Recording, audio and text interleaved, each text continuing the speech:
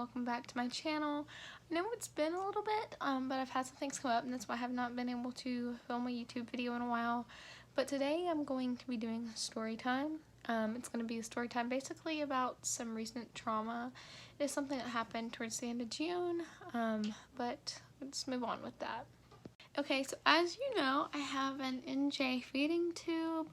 And to those of you who are new, I have an NJ because basically, long story short, my stomach doesn't work and we don't know why.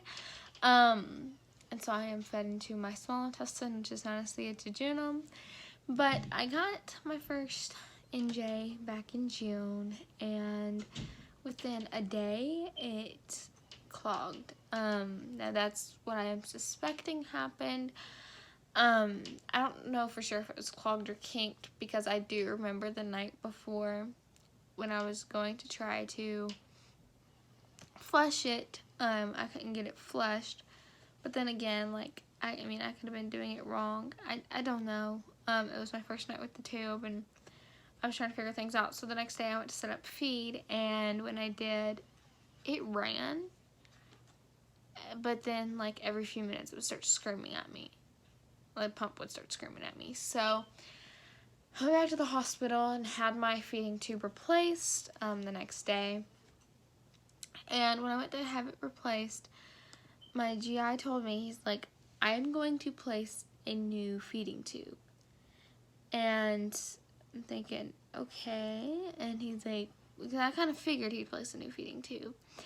And after that, he said it's going to be a little bit bigger. And I'm thinking, okay, well, I had an 8 French at the time, and I was thinking, he's going to either place like a 10 or a 12 French feeding tube, everything's going to be fine.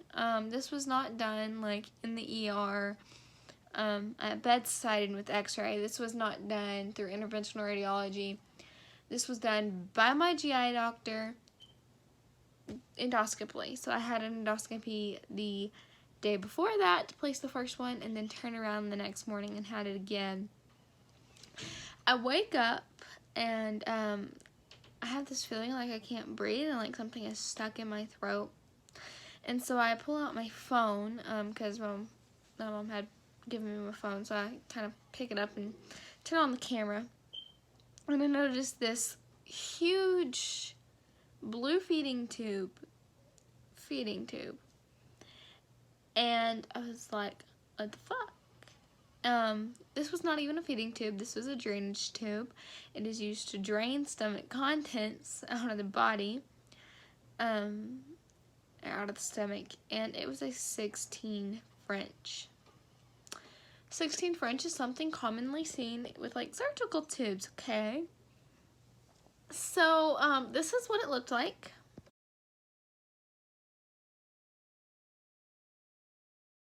I was trying to signal to my mom to tell her that I couldn't breathe, but not only could I not breathe, I could barely speak, and so I was just kind of like,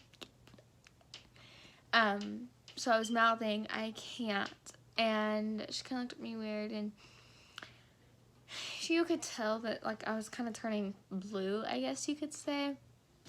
And so the nurse walks in, and the first thing the nurse tells me is, well, if you wouldn't have it around your ear like that, maybe things would be different.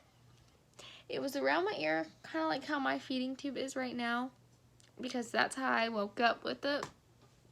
So she takes it out from being around my ear and basically had it hanging down and taped to my shirt. And she got the GI doctor because he hadn't left the hospital yet. Plus his like doctor office building was right beside the hospital. So it's not like he would have had far to go if he had to walk right back over since it's connected. But he was like, okay, well, let's order an x-ray to make sure it's not in her airway. And I'm thinking in my head, you want to order an x-ray to make sure it's not in my airway, but you just placed this endoscopically, therefore you would have seen if you would have placed it in my airway, unless you are a major dumbass, which you already are for other reasons. So, like, I kind of wouldn't put it past him if he accidentally placed it in my airway, but still, like, if you're placing it endoscopically, that's something you would see. And sure enough, I get the x-ray and it's normal. You know, it's much adrenal and everything. So he walks in the room and he looks at me and looks at my mom and he goes, so what exactly is the problem? My mom's like, she can't breathe. Here I am turning blue, and everything. And he looks at me and goes, oh, that's normal. I'm gonna send you home and I want to see you in 2 weeks. And I'm thinking, you just told me not being able to breathe is normal. Okay, whatever. And so I had to go to Children's Hospital, which is like an hour and a half away from where I live. And I had a 10 French feeding tube placed that night. And luckily I was able to breathe again.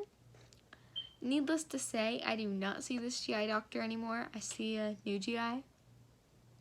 But also, this is something that I have not full-on talked about in a while because I do have like medical trauma from it, I guess you could say. But anytime like during a tube placement, stuff like that, if I can't breathe, it's all that runs through my head. The thought of having another 16 French tube, it's just, I cannot imagine having another one. And it's bad enough to where like I can't stand being in that hospital. I know I don't have to see him anymore or anything like that, but I cannot stand being in that hospital. All because of him. And that's not the only bad thing that's happened with him. There was all kinds of things that had went on. It's just that was the one traumatic thing that happened. I felt like I couldn't breathe and that I was going to die. Luckily, I never died. Obviously, I never died. I mean, or else I wouldn't be making this video to explain it to you guys. But that is a story time of my trauma. Thank you guys for watching.